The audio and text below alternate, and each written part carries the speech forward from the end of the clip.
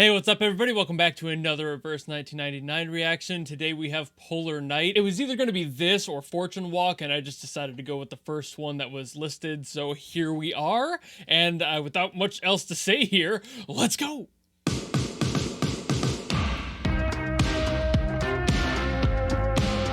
Ooh. Where is this one going to go?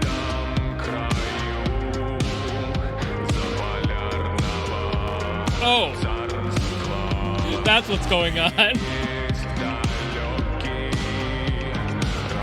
Got some like 80s Russian pop.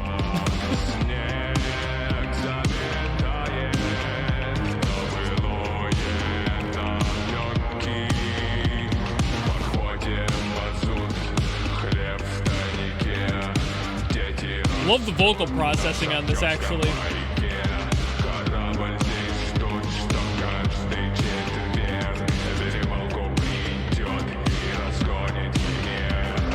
As per usual, nailing the aesthetic of this genre. I don't hear much of the music from this part of the world, let alone this era of it, but this is exactly what I expected out of it.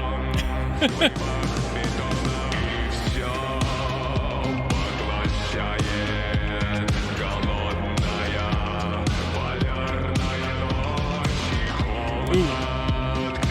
For some reason that, like, the roll on the R there. Yeah. I don't know, it's doing something for me. I don't know. It's really satisfying to hear it. Roll those R's.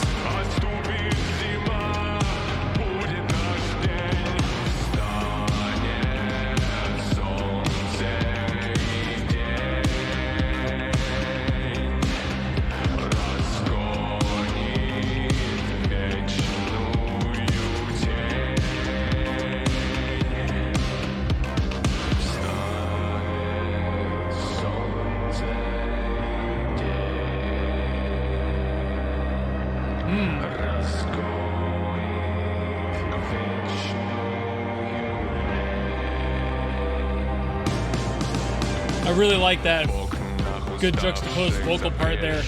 Having the backing vocals go up and the lead go down. It's nice.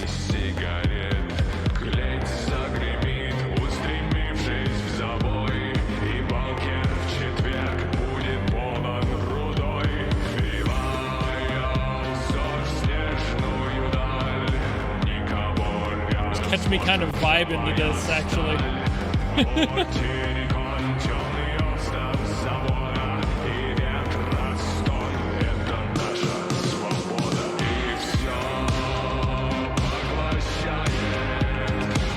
I love how much like of a crack that snare sample has here.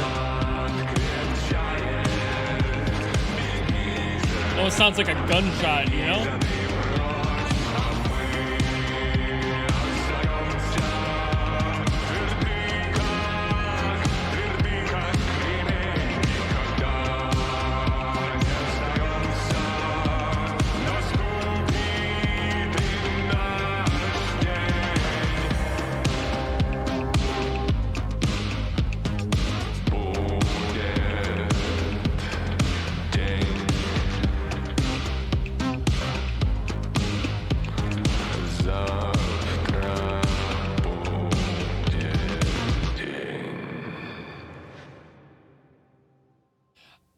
Every single time, I don't know why, I feel like it shouldn't be surprising now, but like they always nail the genre that they go for. It's still happening. Every single song so far has been able to do that, and it just makes me wonder how. You know, like, who do they hire? People who lived at these points in time? Like, what's going on? So to get this out of the way, I did say that it sounded like pop, and that's not necessarily accurate. It's just the word my brain decided to go with. So I want to clarify that I more mean post-rock. It's definitely more post-rock than pop. I don't know why I went there. It's probably because I'm so used to hearing synths in the pop scene over in America. And while we did have a pop rock scene scene. It was not nearly as strong as it was, especially in the eastern side of Europe. But all in all, this is a really nice post-rock sound. I love all of the things in there. They really handled the vocals well, like I said. I love that processing on there. It has just enough echo, just enough of that reverb on it to really make it sing a little bit, but it also decays really quick. So while there is that reverb there, it doesn't linger too long. It allows for just enough atmosphere in the voice, which is part of the reason post-rock exists. It's part of the characteristics of post-rock. This more atmospheric approach to music compared to a more melodic one. While obviously there are melodic elements, it was definitely more of just a post-war sound, something where people were getting experimental with the rock genre and incorporating electronic elements to it, and it's way more experimental than standard rock or even punk rock or anything else that was going around at that time, and it's just kind of its own beast. So I really am still confused why my brain decided to go to pop, because it's not that. But like I said, probably just due to my own personal life with my own personal experiences. While I did have a short stint in the post-rock scene, it wasn't necessarily something I listened to on a daily basis, so my brain just went to the nearest possible option. But of course, I try to be as accurate as I can here, so I wanted to clarify what that actually was so people weren't getting the wrong impression. But something else I wanted to talk about, I almost said this during the reaction, but I wanted to make sure I had the character's name right, and I was correct. I think that blonde character with the long hair, I think that she looks a lot like Balalaika from Black Lagoon, that anime. I don't know why that came into my mind, like minus the scar, she kind of has a similar vibe.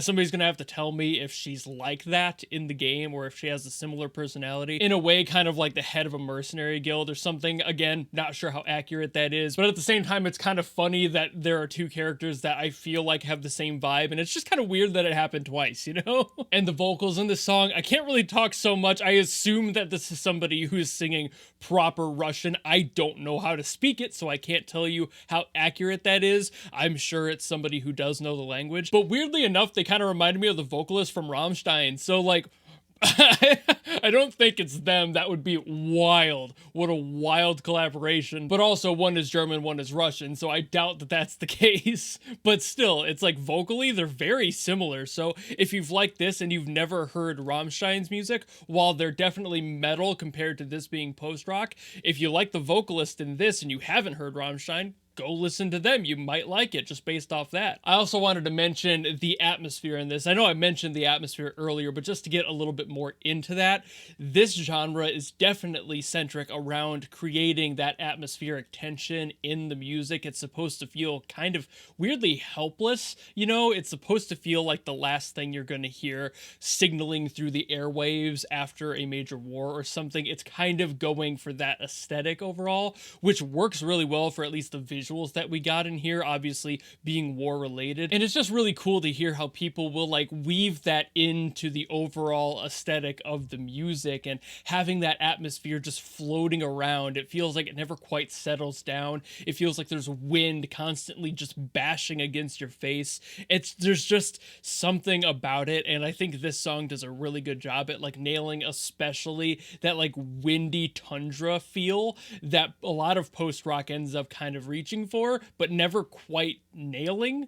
But for some reason, this one just gets it. It must be in the atmosphere, because that really is the backbone of post-rock, and that must be where the composer focused a lot of time in order to get that sound down pat, because this does an amazing job at that, and I really do appreciate how much time they must have put into getting that to feel just right and making it feel so much like how they have the visuals on screen. Again, I don't know much about the story here and what's going on, but as far as the visuals are kind of leading me, this feels like exactly what I would have heard out of that era, out of that location, at that time. It's just cool. I love how the musicians they pick for Reverse 1999 stuff just consistently manage to make it sound perfect to the atmosphere they're trying to build. I mean, obviously you're going to get a good composer, they're going to do good work, but they must like cherry pick their talent for certain sounds or something, because while I do believe that talent is everywhere, and definitely the most talented out there can